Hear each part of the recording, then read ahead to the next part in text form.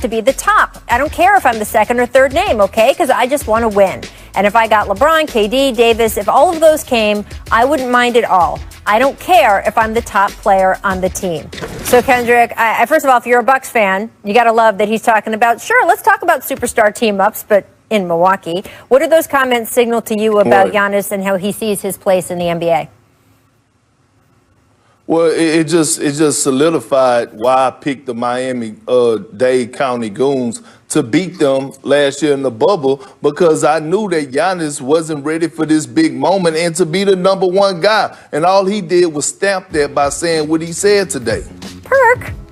That's not true. Look, first of all, I got a lot of heat for saying he was a Pippin. Pip yelled at me. That's my guy. I apologize. But ultimately, what he's saying here is that, look, I just want to win. It's very similar. If James Harden knows that if he goes with Kevin Durant and Kyrie Irving, there is no 35 points a game at the top of the key ISO. It's all about, like, having to move the ball. Giannis just wants to win. We believe that Giannis wants that. But do we believe that other superstars are willing to go? And the last thing I'll say, Giannis doesn't want to go team up with somebody. He doesn't want to be viewed as the type of guy that had to go someplace to win. So he's inviting people to come there. So it's the exact same thing, Giannis. I hate to break it to you. If you ask Bron or ask Anthony Davis to come to Milwaukee, or if you go join up with them, there is no difference. There is don't let people confuse you. You guys are both, I am confused about this, because all we say we want players to be is good teammates. And what Steph Curry did when Kevin Durant came was really, really, really hard. And he did it. He didn't say, I have to be number one, all of that. And guess what? It worked. They were in the finals for 5 years. They won 3 titles. I know one was without KD. But the point is, that was an example of superstar ego taking a backseat to winning team concept. Don't we want that from you? Yeah, but there's a different... Rachel, I'm not criticizing him. I'm just saying that for a long time, the narrative has been is that Giannis is not going to go team up with somebody else. He wants to be the best player. He is a 2-time MVP, Defensive Player of the Year, only one of 3 players that have ever won both in the same year. And he's now trying to say it doesn't matter to him if he's the first or second best player. He should be trying to be the best player in the world. He's won the MVPs. He's won all of the awards. But now he's inviting other players, which I'm okay with. I'm okay with him inviting other players. But you know what, Giannis? If you pack your bags and go join up with one of those guys, it's the exact same thing. If you win a championship, but go ahead, Perk, before I get all hot.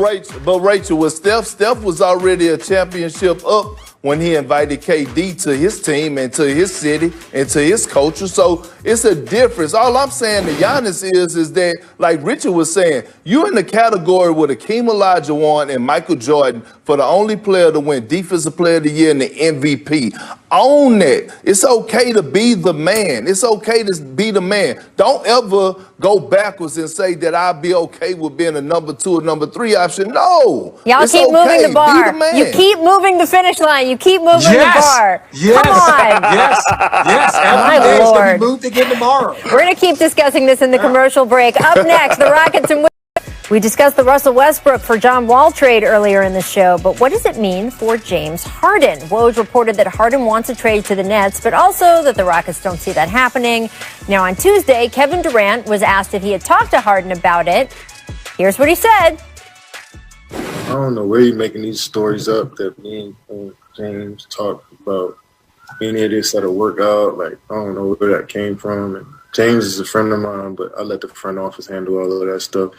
I was just so focused on working out. I heard all the noise, and I heard that, James potentially wanted to come to the Nets, but anybody can make up stories. Anybody can write a story, and it gets some traction. So, nothing's ever set in stone till it's set in stone. So I never thought too much about it. Just focused on myself, and my teammates probably did the same thing, and, we just moved forward.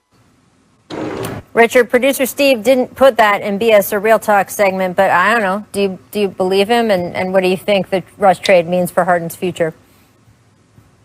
No, I believe Kevin Durant, because I know this, and that's why it was a little surprising that him and Kyrie teamed up in New York, is because the media has a tendency to bite onto something and really run with it. He's right. He lets the front office do what he does. And that Kevin Durant that I heard right there is the same Kevin Durant that we heard towards the end of his time in Golden State, where he doesn't want to answer questions about other players. He doesn't want to answer questions about trades or free agency. He wants to get back to playing basketball. So I 100% believe him in that moment. As far as the James Harden situation goes, what I see, and we're going to talk about Giannis, what I see from James is that, okay, it's great. I've scored a lot of points. I've made my mark. I've won my MVP. I want to win a championship now. All of that scoring and all of that stuff is secondary. Well, Rachel, I have no comment on KD. All I'm going to do is this. I have no comment whether I believe him or not. I'm going to leave that up in the air. But I will say this about James Harden's situation with the Rockets. The Rockets are not about to give him up right now. And they're going to try to hold this thing out. And from what I'm hearing is they're going to try to have a trial run for like the first half of the season or maybe the first 25 games to see how it goes. Now, what you should be looking for is looking at what the Philadelphia 76ers are doing 25 games in, and then look at what the Rockets are doing 25 games in. If it's not working well with James Harden and John Wall, I expect Daryl Morey to be aggressive in pursuing James Harden. Trust me. Well, this James Harden. Wait, real quick. No. So, let's say again, Philly would most likely want to not give up, Joel Embiid, or let's say, because then you would think John Wall and Ben Simmons. You couldn't trade Ben Simmons for James Harden. So I don't know. I put Philly on the outside of that list only from the standpoint of, Joel Embiid would really be the only major star, because if you tried to pair Ben Simmons with John Wall, that's not a match that anyone wants to see.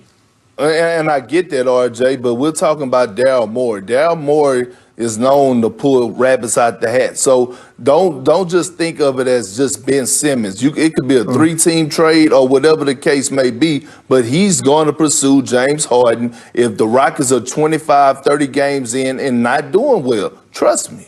Well, this is going to be an interesting case study with the Houston Rockets and James Harden in this age of player empowerment. The team obviously built everything around James, gave him the Supermax, and then last year made a trade for Russell Westbrook that, frankly, some of the front office wouldn't. But let's just say they wouldn't have made it if it was up to them.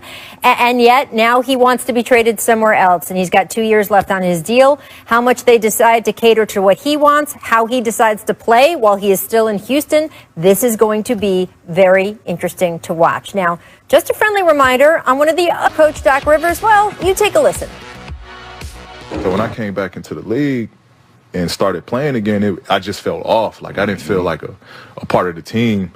And then, the way I was being used, I felt like I was, Doc was trying to play me as like a Ray Allen or like a JJ Redick, like all pin downs, all like, I can do it, but that ain't my game. Right. You know what I mean? I need some flow. I need some mixes of pick and rolls. I need some post ups. All that. Just different touches. You know what I mean?